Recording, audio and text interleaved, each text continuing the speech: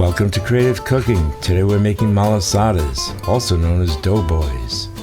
We get right into this by making the dough. I've got a half a cup of sugar, a little bit of salt, and 3 large eggs that are at room temperature. We want them to be at room temperature, good reason for that. And we're going to turn on the machine with the paddle attachment and let that go for 5 minutes. What you're basically doing is you're melting the sugar and you're whipping up the eggs. And this is what it'll look like at the end of 5 minutes. Now I have a half a cup of whole milk, 2 tablespoons of butter. I put them in the microwave for a minute just to heat up the milk and melt the butter. We don't have to cook the milk. And then I'm going to proof the yeast.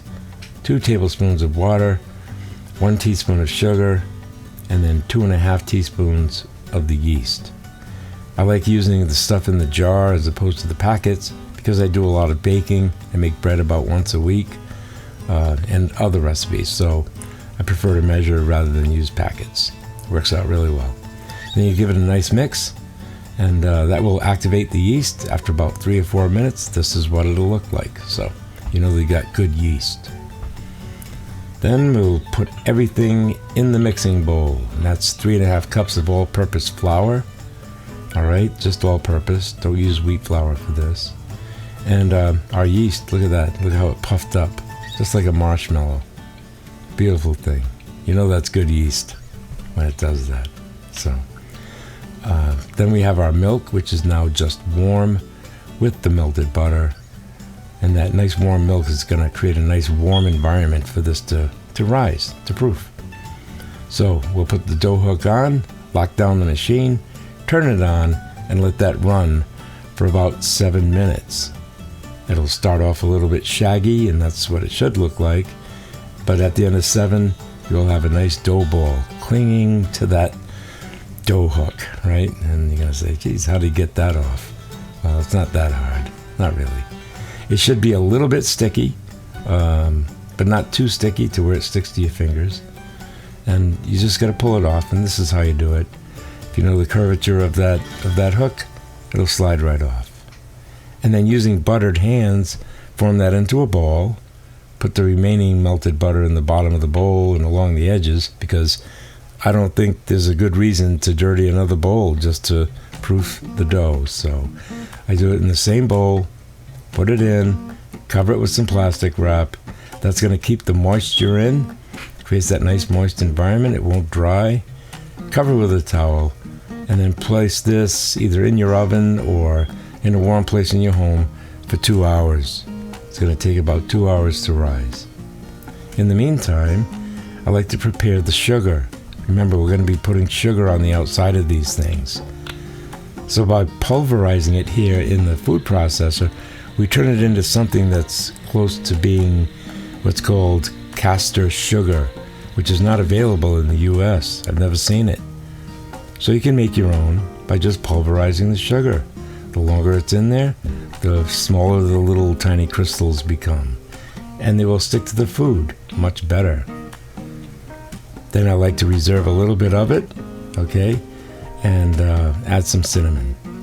And that's a ratio of 5 to 1, 5 parts sugar, 1 part cinnamon. It's a nice little option if you like that cinnamon sugar taste. Then I'm going to take a sheet pan, this is a half sheet pan, put a light coat of oil on it, or a cooking spray, and just turn out your dough onto that. And then with oil on your fingers so you don't stick to it, all you want to do is press this out.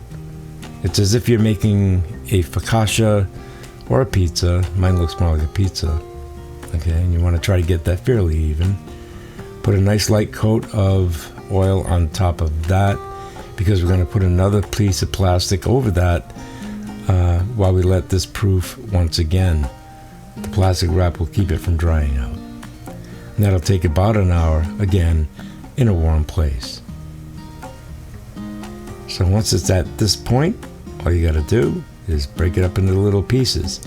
And the best way to do that is with a pair of kitchen shears. We don't want to handle that dough any more than we have to. And just basically stretch it out into, semicircle, round, oval, whatever you want. I've even seen these made as triangles. but I prefer it round. You're going to heat up some vegetable oil up to 350 degrees, and then you drop them in and you cook them in batches. Now bear in mind, this happens very quickly. They cook very fast, so do not walk away from the stove. In fact, the way I like to do this is I'll do 2 or 3 at a time, depending on the size of my frying container. And what's important is that you get the sugar on them fairly soon. So within 30 to 60 seconds of taking them out of the fryer, you want to immediately put them into the bowl of sugar so the sugar can stick. And the best way to do that, of course, is in a shallow bowl like what I have here. Now, these things came out so good that I couldn't keep up. In other words, they were flying off the plate faster than I could make them.